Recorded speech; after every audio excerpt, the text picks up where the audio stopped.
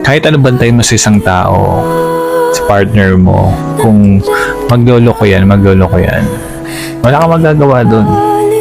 Kahit anong control mo or i-remind sa kanya na huwag siyang magloloko. Kapag gusto ng tao na magloko at pinili niya magloko, magloloko yan.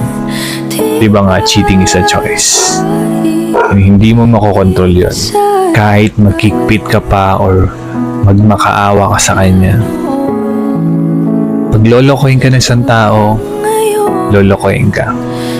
At gagawa ng paraan yan para lang magawa niya or gawin na lokohin ka.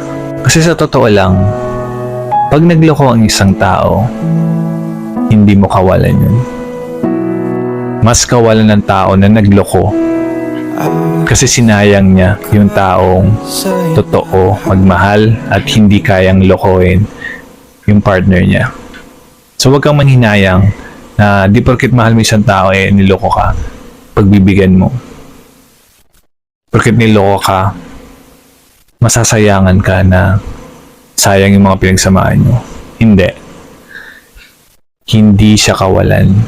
Tandaan mo at lagi mo i-remind sa sarili mo na hindi siya makakahanap ng taong katulad mo.